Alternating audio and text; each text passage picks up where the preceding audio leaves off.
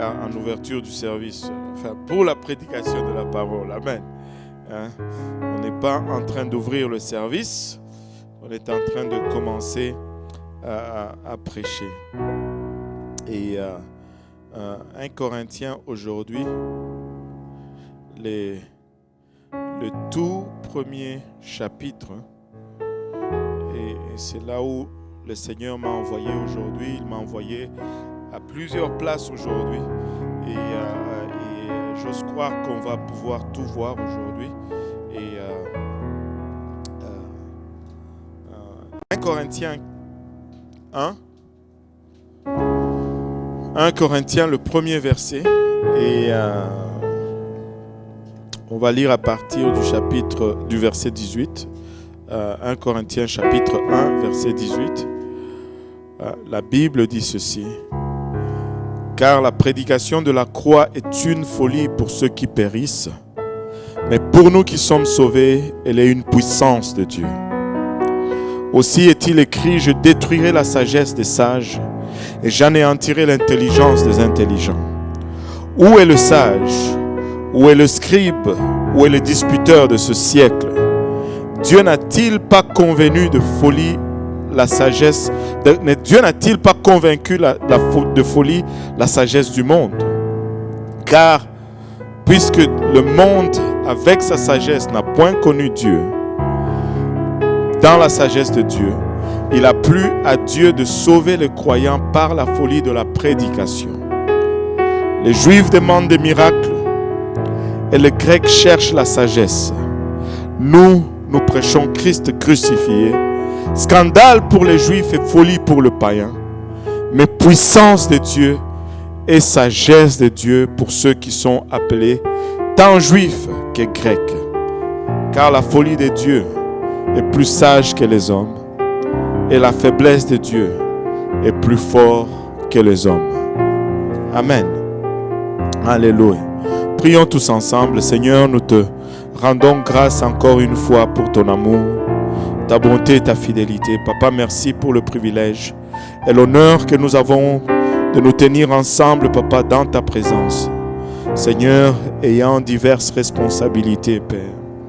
Papa, ma responsabilité, c'est de donner cet oracle sans crainte, ni faveur, ni hésitation, Seigneur. Papa, de ne pas être une entrave, Papa, à la connaissance de qui tu es. Papa, il a la responsabilité de nous tous, c'est de recevoir cette parole afin qu'elle puisse, Papa, trouver en nous une place, Papa, fertile où elle va germer, produire de fruits et que ce fruit nous conduise jusque dans la vie éternelle. Papa, mais tous ensemble, nous réalisons combien nous sommes inadéquats, combien nous avons des faiblesses, Seigneur. C'est pourquoi nous avons besoin de ton aide. Aide-nous tous ensemble, Papa, moi dans ma responsabilité, nous tous ensemble, Papa, dans nos responsabilités, afin que cette parole, Papa, puisse nous conduire, Seigneur, dans ta présence, dans la vie éternelle.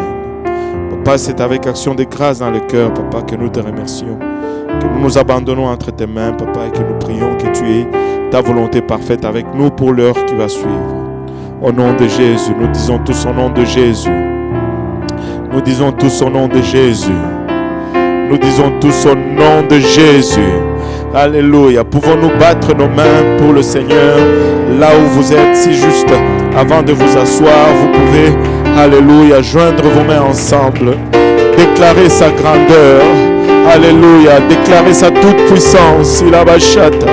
Il est plus que digne de tout honneur, de tout louange, de toute gloire et de toute adoration. Il est maître des temps et maître des circonstances. Et vous pouvez vous asseoir. Aujourd'hui, le Seigneur m'a conduit, disons que c'est depuis peut-être un peu plus qu'une semaine qu'il a commencé à mettre ça sur mon cœur, de parler un peu sur la sagesse et la folie. Aujourd'hui, on va parler sur la sagesse et la folie. Vous savez, dans ce monde dans lequel nous vivons aujourd'hui, nous allons être soit sages ou soit fous. Amen. Et selon que nous nous référons à quelque chose ou à un point, notre folie ou notre sagesse peuvent être des choses différentes ou des choses qui sont vues différemment. Mais laissez-moi vous dire ceci.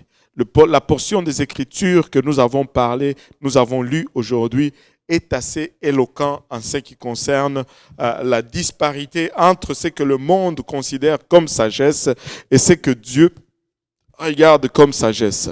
La Bible nous dit que la prédication de la croix est une folie pour ceux qui périssent, pour les gens perdus, les gens de ce monde.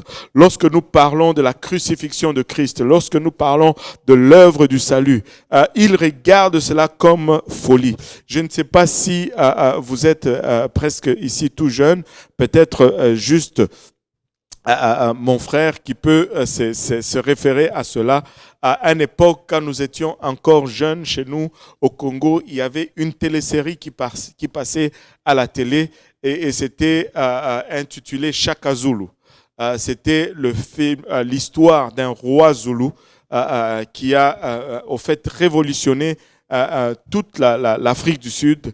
C'était un guerrier, c'était un roi un guerrier, un conquérant très féroce. Il a fait beaucoup de dévastations, de massacres, mais il a conquis beaucoup de territoires et les Zoulous se sont imposés. Mais quand les Blancs sont arrivés, parmi les choses qu'ils ont amenées, il y avait des armes, mais il y avait une Bible. Et dans cette Bible, il y avait une image du Seigneur Jésus-Christ sur la croix.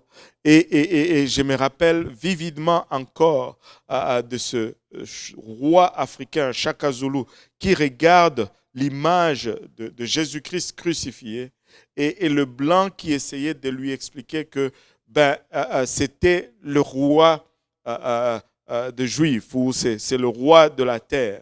Et pour lui, ça ne pouvait pas enregistrer que celui qui était roi puisse être traité avec une telle atrocité. Ça ne passait pas dans sa conception. Vous voyez, dans sa sagesse humaine, il ne pouvait pas concevoir que le Christ puisse être crucifié. La prédication de la croix sera toujours une folie pour ceux qui périssent ou pour ceux de ce monde. Mais pour nous qui sommes sauvés, elle est une puissance de Dieu. Si nous sommes sauvés, c'est par la puissance de la croix. Si nous sommes sauvés, c'est par l'œuvre de la croix.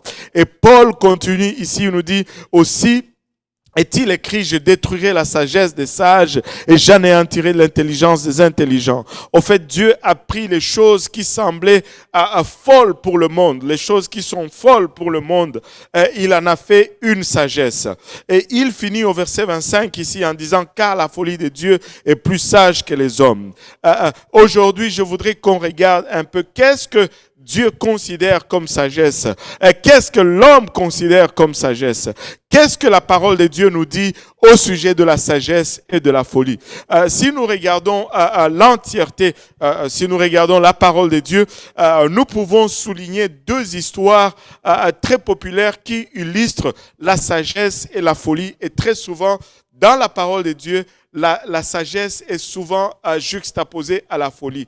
La folie est toujours juxtaposée à la sagesse. Ils sont mis en opposition ou en contraste. Il y a deux histoires qui illustrent vraiment la sagesse et la folie. La sagesse et la folie pour Dieu et la sagesse et la folie pour l'homme dans la parole de Dieu. Et je me suis arrêté sur ces deux histoires. La première histoire, c'est le bâtisseur sage et le bâtisseur fou. Premièrement, je ne sais pas pour vous, mais je veux être sage pour Dieu. Peu importe combien le monde me regarde, je voudrais paraître sage aux yeux de Dieu. S'il y a une place où je veux paraître sage, s'il y a des circonstances où je veux être sage, c'est lorsque je me tiens devant le Seigneur des Seigneurs, le Roi des Rois, qu'il me regarde, qu'il m'approuve et qu'il dise que ma conduite a été sage tout le long. Le monde, quand nous prenons cette décision, le monde va nous regarder et va dire que nous sommes fous. Amen. Alléluia. Mais si c'est ça la folie, je veux être fou. Comme un prédicateur disait, j'ai perdu ma raison et je ne veux pas la retrouver. Je veux demeurer fou jusqu'à ce que Jésus revienne. Et La leçon du bâtisseur fou et du bâtisseur sage est une d'histoire populaire et célèbre qui illustre la sagesse et la folie pour les hommes. Et il y a aussi une autre histoire qui illustre la sagesse et la folie. C'est l'histoire des 10 vierges, les 10 vierges sages et les 10 vierges qui étaient folles. Amen. Et on va regarder ces deux histoires aujourd'hui et on va juste essayer d'en tirer un peu d'encouragement. Le Seigneur me demande juste d'encourager quelqu'un. Je ne sais pas là où tu es, je ne sais pas à quoi tu fais face, mais sois encouragé aujourd'hui. Tiens-toi ferme dans ta folie. Lorsque le monde regarde et dit que tu es fou, réjouis-toi, saute de joie et bénis le Seigneur. Persévère parce que c'est la sagesse pour Dieu. Qui veut aller au ciel ici? Moi, je vais aller au ciel. Qui veut aller au ciel dans votre maison? J'espère que vous demeurez, vous voulez aller au ciel là où vous êtes. Ces deux premiers exemples, le bâtisseur fou et le bâtisseur sage, on les trouve dans le livre de Matthieu chapitre 7. Et à partir du verset 21, la Bible nous dit, ceux qui me disent Seigneur, Seigneur, n'entreront pas tous dans le royaume des cieux, mais celui-là seul qui fait la volonté de mon Père qui est dans les cieux. Il dit au verset 22, plusieurs me diront à ce jour-là, Seigneur, Seigneur, n'avons-nous pas prophétisé par ton nom? N'avons-nous pas chassé des démons par ton nom? N'avons-nous pas fait beaucoup de miracles par ton nom? Alors je leur dirai ouvertement, je ne vous ai jamais connu, retirez-vous de moi, vous qui commettiez l'iniquité. C'est ainsi que le Seigneur nous amène à l'histoire de ces deux fous, plutôt de ces deux personnes, le sage et le fou qui bâtissaient. Il commence à établir ou à préparer le récit de cette histoire par nous parler de deux types de personnes. Ceux qui ont fait beaucoup de prodiges et beaucoup de miracles. Et peut-être que le monde le regarde et disent, oh, qu'ils sont puissants, qu'ils sont sages. Mais le Seigneur le regarde et leur dit, je ne vous connais point, vous qui commettiez l'iniquité, éloignez-vous de moi. Il dit au verset 24, c'est pourquoi quiconque entend ces paroles que je dis et le met en pratique sera semblable à un homme prudent ou un homme sage qui a bâti sa maison sur le rocher. La pluie est tombée, les torrents sont venus, le vent a soufflé. Et se sont jetés contre cette maison. Et elle n'est point tombée parce qu'elle était fondée sur le roc. Il était peut-être fou aux yeux, alléluia, du monde. Parce qu'il était en train de bâtir sa maison sur le rocher. Ça lui prenait plus de travail. Ça lui prenait plus d'efforts pour creuser la fondation de sa maison. Mais lorsque les intempéries sont venues, sa maison a tenu parce que il était bâti sur le rocher. Le monde pouvait le regarder et lui dire tu es fou, mais il était sage aux yeux de Dieu. Regardez le verset 26, il dit, mais quiconque entend ces paroles que je dis et ne les met pas en pratique sera semblable à un homme insensé ou un homme fou qui a bâti sa maison sur le sable. La pluie est tombée, les torrents sont venus, les vents ont soufflé et ont battu cette maison. Elle est tombée et sa ruine a été grande. Alléluia. Je ne sais pas si ça a sauté dans votre esprit. Je ne sais pas si ça a sauté à vos yeux. Laissez-moi vous dire ceci. La sagesse ou la folie de ces deux personnes, la sagesse ou la folie de ces deux personnes se résume tout simplement en leur obéissance à la parole du Seigneur. Les deux ont entendu la parole du Seigneur, mais alléluia, leur réaction à cette parole a été différente. Le sage a entendu la parole de Dieu et il a mis cette parole en application jour après jour. Et laissez-moi vous dire, quand tu commences à mettre la parole de Dieu en application, peut-être que ça va te prendre plus de temps pour réaliser ce que les autres réalisent en prenant de raccourcis. Mais persévère, c'est ça la sagesse, ce n'est pas la folie.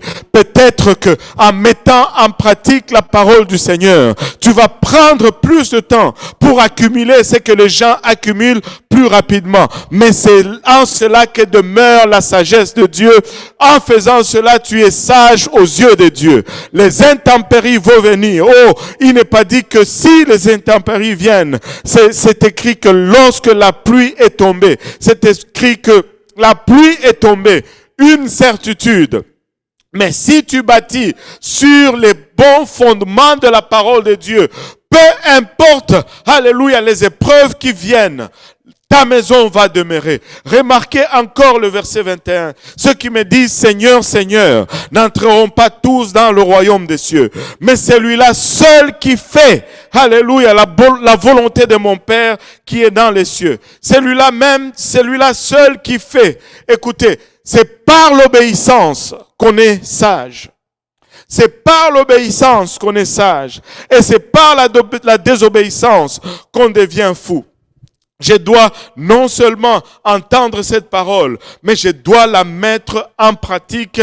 Et l'obéissance, la désobéissance plutôt, est une folie aux yeux de Dieu. On va dire, mais qu'en est-il de ceux qui n'ont point la connaissance? Nous allons trouver dans le monde des gens qui n'ont pas entendu cette parole. Oui, la parole de Dieu nous dit que sans la connaissance, son peuple périt. Osée 4, verset 6 nous dit, mon peuple est détruit parce qu'il lui manque la connaissance. Si on n'a pas de connaissance, on est perdu. Alléluia. Mais je suis là, enthousiasmé devant vous pour vous dire aujourd'hui que Dieu a pallié à cela. À Daniel, il dit, toi Daniel, tiens secret ces paroles et scelle le livre jusqu'au temps de la fin. Plusieurs alors le liront et la connaissance augmentera. Et à Jean, il dit, ne scelle point les paroles de la prophétie de ces livres car le temps est proche. Laissez-moi vous dire, la connaissance est accessible aujourd'hui. La connaissance est accessible aujourd'hui. Si tu désires connaître, tu vas connaître. Si tu cherches, tu vas trouver. Alléluia. Dieu, alléluia, a rendu accessible cette connaissance aujourd'hui d'une façon de sorte que ceux qui veulent savoir vont savoir. Amen. Alléluia. Laissez-moi vous dire ceci. Je ne suis pas sauvé par mon intention, bien que je dois être bien intentionné et je dois être intentionnel. Amen. Sans intention, je ne peux être sauvé. Mais je ne suis pas sauvé juste parce que je désire être sauvé. Je ne suis pas sauvé parce que j'ai tout simplement l'intention d'être sauvé. Je peux avoir l'intention, mais si je n'obéis pas, je suis perdu. Je ne suis pas sauvé par la connaissance, bien que je dois avoir la connaissance de la vérité. Une simple connaissance mentale ne me sauve pas. Je peux savoir, mais si je ne mets pas en pratique, je suis perdu. Amen. Je ne suis pas sauvé par la connaissance, bien que je dois avoir la connaissance de la vérité. Je ne suis pas sauvé par ma sincérité, bien que je dois le rechercher dans toute sincérité. Je dois être sincère lorsque je le recherche. Mais ce n'est pas ça qui me sauve. Je suis sauvé lorsque je le cherche intentionnellement et que je reçois la connaissance de la vérité et que j'y crois assez sincèrement pour y obéir. Alléluia. Le mystère était caché, mais gloire à Dieu, aujourd'hui le mystère est révélé. Regardez, alléluia, Colossiens 1, 24 nous dit, je me réjouis maintenant dans mes souffrances pour vous, ce qui manque plutôt aux souffrances de Christ, je l'achève à ma chair par mon corps, par son corps, plutôt pour son corps qui est l'Église. C'est d'elle que j'ai été fait ministre, selon la charge que Dieu m'a donnée auprès de vous, afin que j'annonçasse pleinement la parole de Dieu, le mystère caché de tout temps et sans dans tous les âges, mais révélé maintenant à ses saints, à qui Dieu a voulu faire connaître quelle est la glorieuse richesse de ces mystères parmi les païens, savoir Christ en vous, l'espérance de la gloire et la connaissance à laquelle nous nous devons parvenir aujourd'hui, c'est que nous pouvons recevoir Christ aujourd'hui. Tu peux recevoir Jésus là où tu es aujourd'hui. Ce n'est pas juste assez de savoir que tu peux le recevoir, mais c'est important, alléluia, que étape par étape, tu obéisses à ce commandement qui te permet de le recevoir aujourd'hui. Alléluia. L'évangile est très simple. L'évangile est très simple. Alléluia. La bonne nouvelle, c'est que Christ est mort pour toi aujourd'hui. Tu dois entrer dans la connaissance qu'il n'y a qu'un seul qui a donné ta vie pour toi et il s'appelle Jésus. Il y a un seul qui a été enseveli pour toi. Il s'appelle Jésus. Et la bonne nouvelle, c'est qu'il y a un seul qui est ressuscité pour toi et il s'appelle Jésus. C'est pourquoi le jour de la Pentecôte, Pierre, se tenant devant cette foule, pouvait prêcher avec assurance, alléluia, alléluia, que quiconque croit en lui peut le recevoir. Répentez-vous et que chacun de vous soit baptisé au nom de Jésus-Christ pour le pardon de vos péchés et vous recevrez le don du Saint-Esprit. Christ en vous, l'espérance de la gloire. Lorsque tu te répands, alléluia, lorsque tu te fais baptiser en son nom et lorsque tu reçois le don de son esprit qui est évidencé par le parler en langue, alléluia, Christ lui-même vient demeurer en toi et c'est là l'espérance de la gloire. Et la sagesse, alléluia, aujourd'hui, pour Dieu, c'est de recevoir cet évangile. La sagesse aujourd'hui pour Dieu, c'est de bâtir sur cet évangile. La sagesse aujourd'hui pour Dieu, alléluia, c'est de tout faire pour que cet évangile soit reçu en moi et demeure en moi jusqu'à ce qu'il revienne. Alléluia. Gloire au nom de Jésus. Gloire au nom de Jésus. Je veux être fou pour ce monde, afin de paraître sage aux yeux de Dieu. Alléluia. Ça semble, c'est tellement simple que pour le monde, aujourd'hui, c'est une folie. Mais laissez-moi vous dire ceci. Alléluia. Écoutez cette parole et ne pas y obéir serait égal à cet homme, alléluia, qui, après avoir entendu la parole, va et ne fait rien, n'y obéit pas. Il était en train de bâtir une maison sur du sable. L'intempérie vient, le confinement vient, alléluia, tu n'es pas capable de tenir parce que tu n'as pas bâti sur le bon fondement. Alléluia. Vous savez, je dois recevoir Christ en moi. Christ en moi, Paul dit, Christ en moi, l'espérance de la gloire. Il n'y a qu'une seule gloire auquel l'homme peut aspirer et demeurer sauvé. Et c'est lorsque ton corps est glorifié. Lorsque tu reçois la puissance qui rendra ton corps glorifié. Nous luttons tous aujourd'hui. C'est pour que nous puissions parvenir à ce jour-là, où Dieu va nous faire finalement de ce don ultime, de cette étape ultime de notre marche ou de notre transformation, c'est-à-dire un corps glorifié. C'est pourquoi Paul peut écrire et dire « Christ en vous, l'espérance de la gloire. » Christ en vous, l'espérance que en ce jour-là, ce corps immortel va revêtir l'immortalité. Ce corps qui est corruptible va revêtir l'incorruptibilité et nous faisons tout en notre pouvoir. Nous prenons cette parole et nous la mettons en pratique afin de gagner cette immortalité. Je veux être sage. Je ne veux pas être fou. Le monde est très intelligent et ils usent de leur intelligence pour essayer de comprendre cette parole. Mais cette parole ne peut pas être comprise par l'intelligence humaine. Cette parole est comprise dans la simplicité, lorsqu'on le recherche tout simplement dans la simplicité et dans la sincérité. C'est pourquoi la parole nous dit il est le rémunérateur, celui qui rémunère ou celui qui récompense ceux qui le cherchent avec diligence. C'était un mystère caché, mais aujourd'hui c'est révélé. Nous pouvons y accéder. la deuxième histoire qui illustre la folie ou la sagesse, c'est cette histoire de 10 vierges, 5 folles et 5 sages.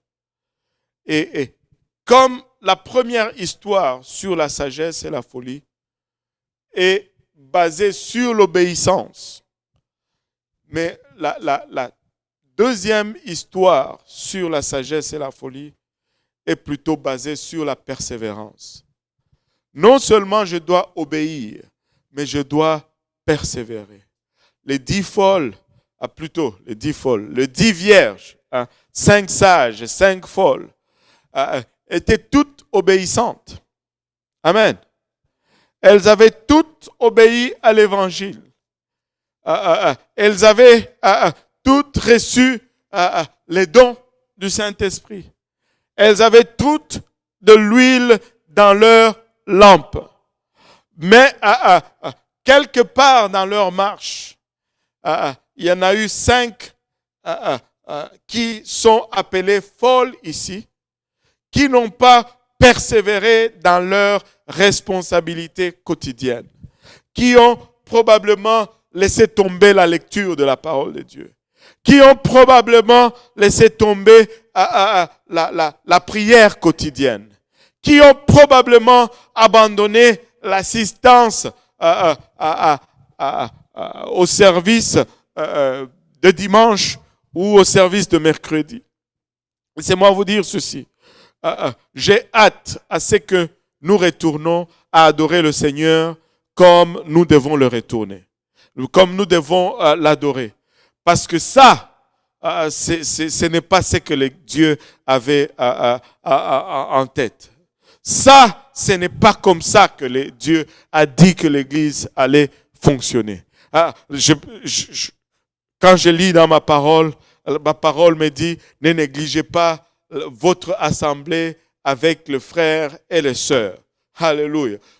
Il y a quelque chose de puissant quand nous venons ensemble et que nous nous mettons à adorer le Seigneur, alléluia, et que sa présence tombe sur nous. Des choses, alléluia, que tu n'arrivais pas peut-être à vaincre seul, mais quand nous arrivons ensemble en adoration, il y a une présence particulière du Seigneur qui tombe sur nous. Et laissez-moi vous dire, nous devons retourner à adorer le Seigneur comme nous devons l'adorer. La maison du Seigneur est particulière. La maison de Dieu est spéciale. La maison de Dieu est unique. Et la maison de Dieu doit demeurer la maison de Dieu. Et la maison de Dieu doit être ouverte.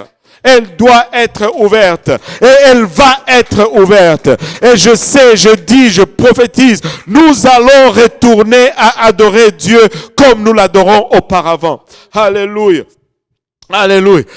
Quelque part, probablement, ces 5 folles ont abandonné l'assemblée avec le frère et les sœurs. Alléluia. Il n'y a rien de comparable comme l'Église. Il n'y a rien de semblable à l'Église. Il n'y a rien qui égale l'Église. Anyway, je vais juste glisser un peu. Je vais juste glisser un peu. Permettez-moi de glisser un peu.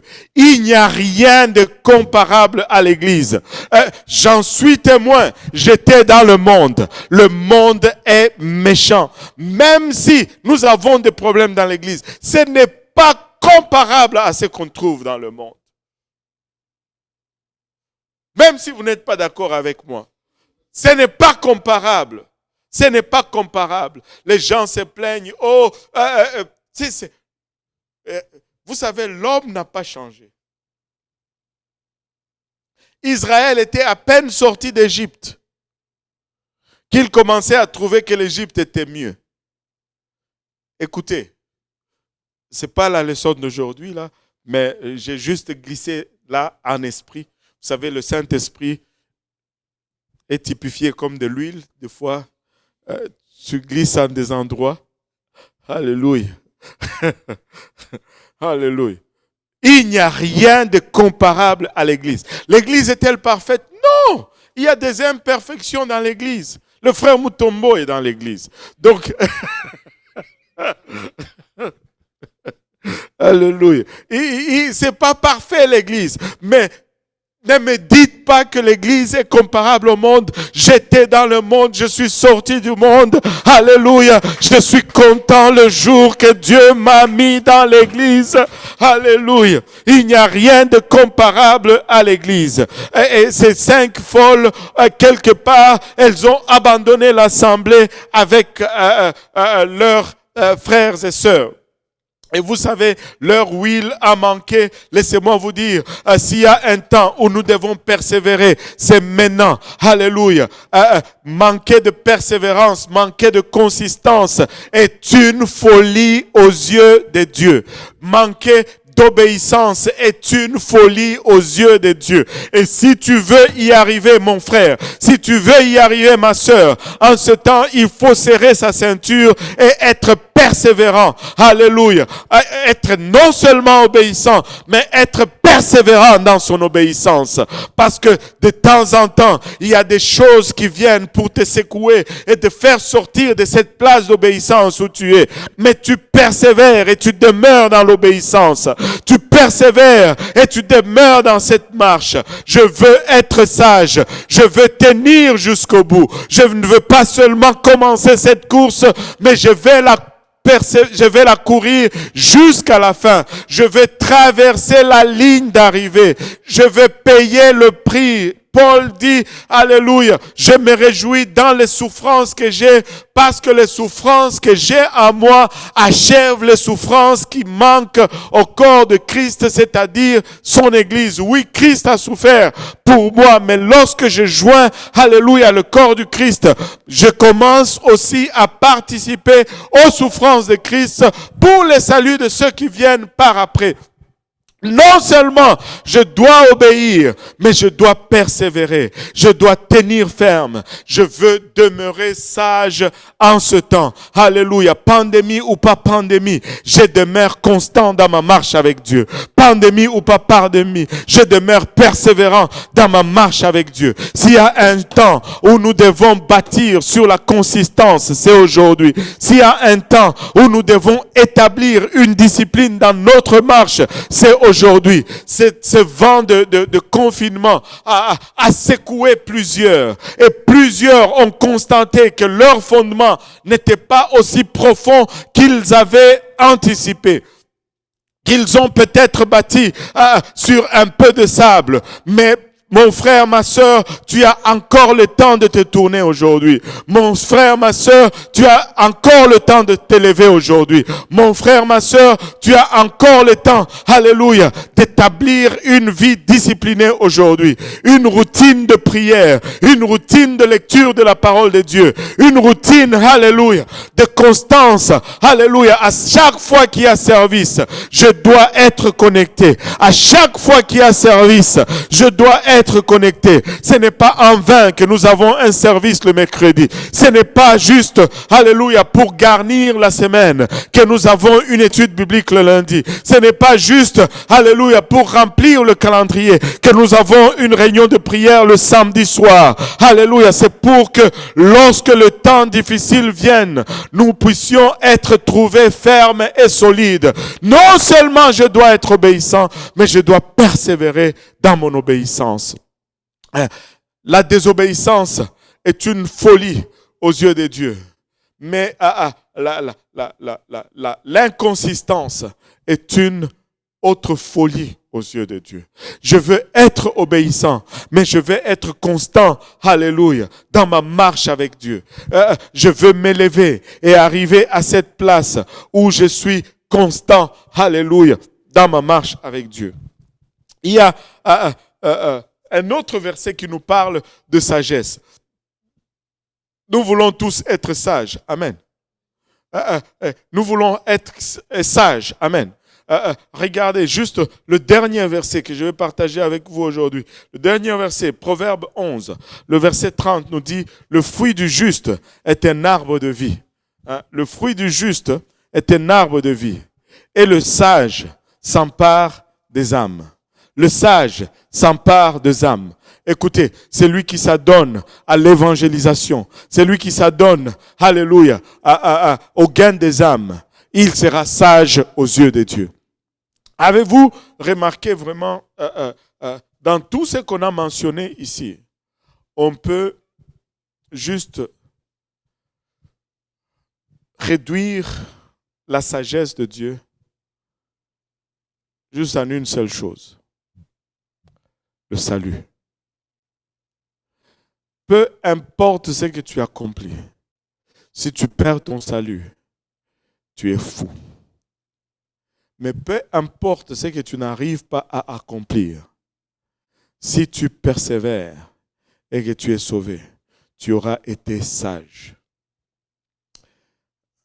Si tu es sage, tu vas obéir à l'évangile. La sagesse demande l'obéissance. Et la première obéissance concerne l'évangile. Si tu es sage aujourd'hui, tu vas obéir à l'évangile.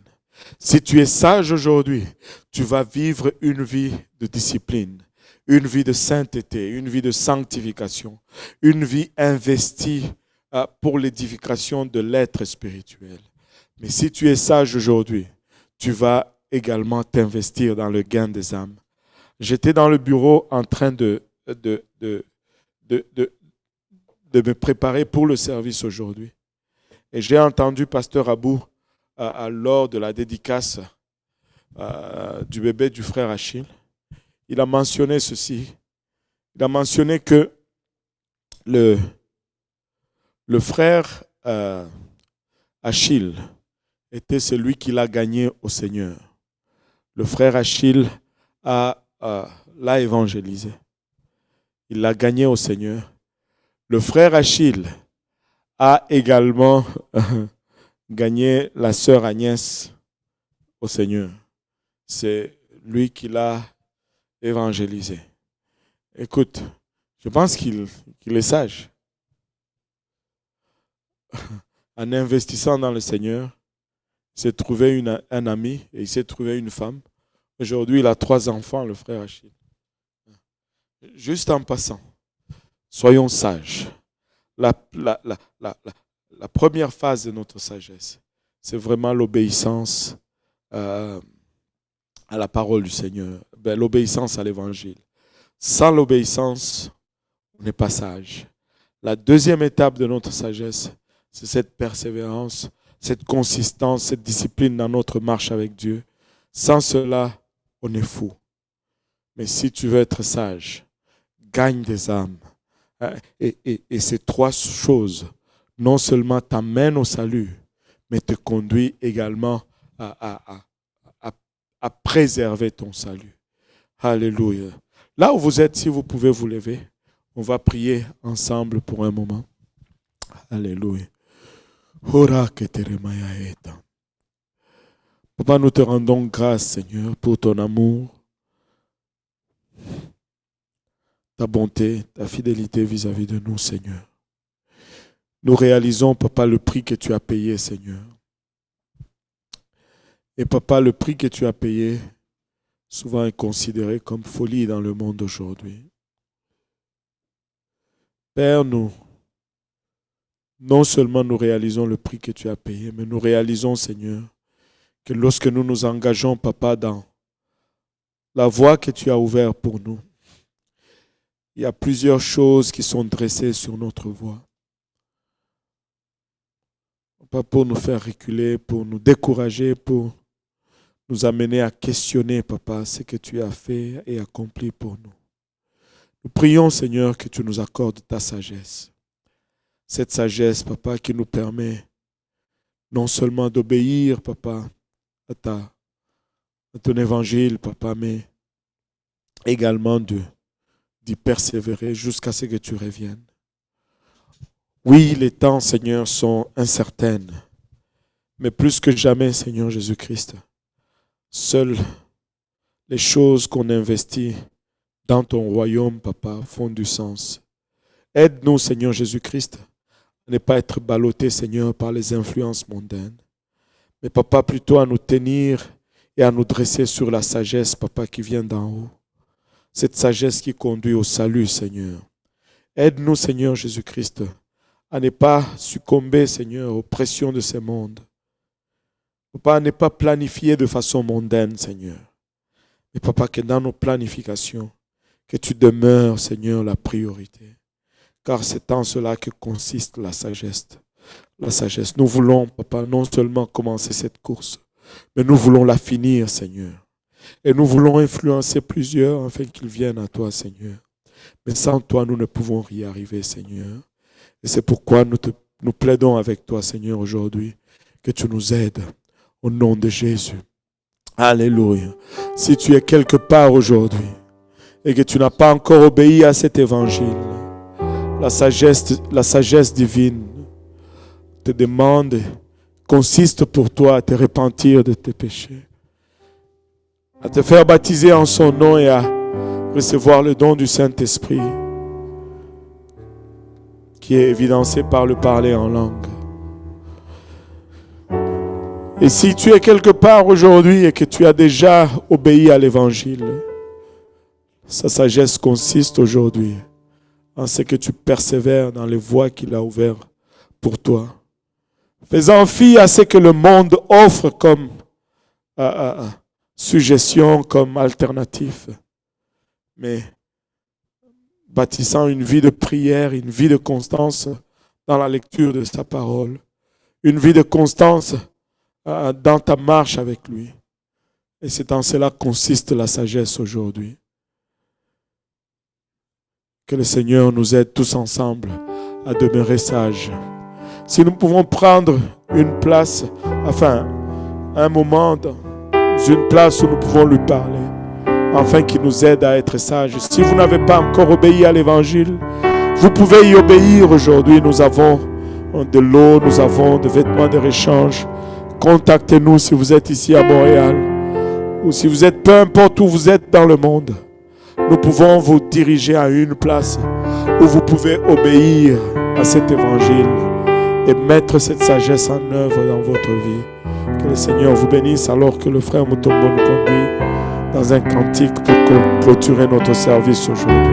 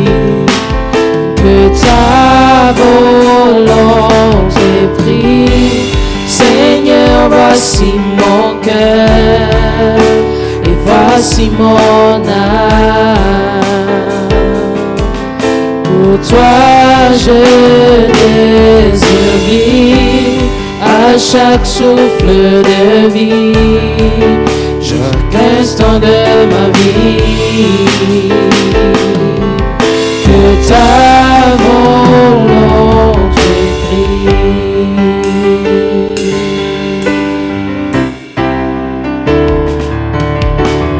Voici mon désir,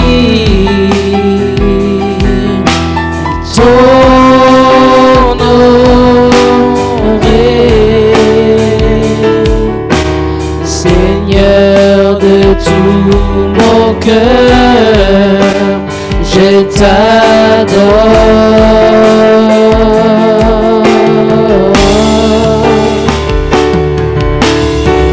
Avec tout en moi, je te loue. Et tout ce que j'adore est en toi.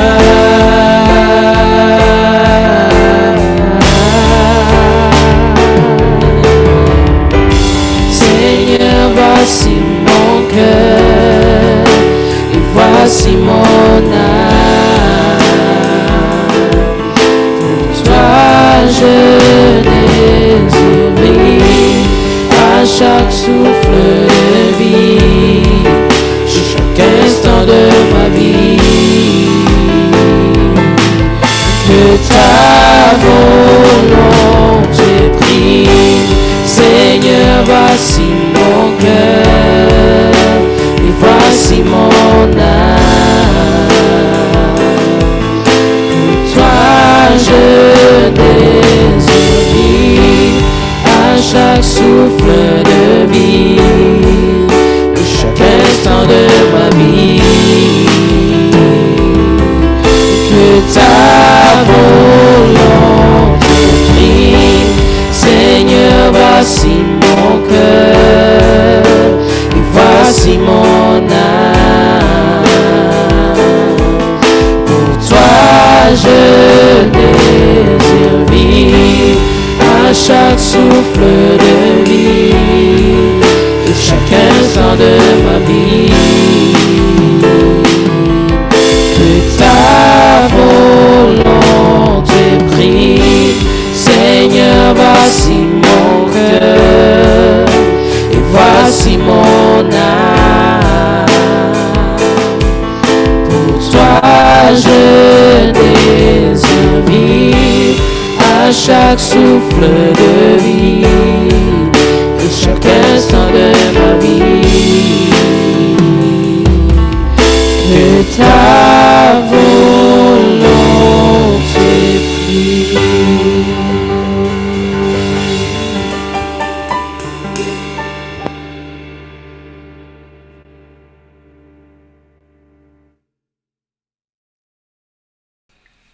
Mesdames et messieurs, c'est la fin pour aujourd'hui. Revenez dans juste 1 heure. Nous aurons le service de Granby en direct. Nous allons juste faire quelques tests pour s'assurer que tout va bien autour de 15h30.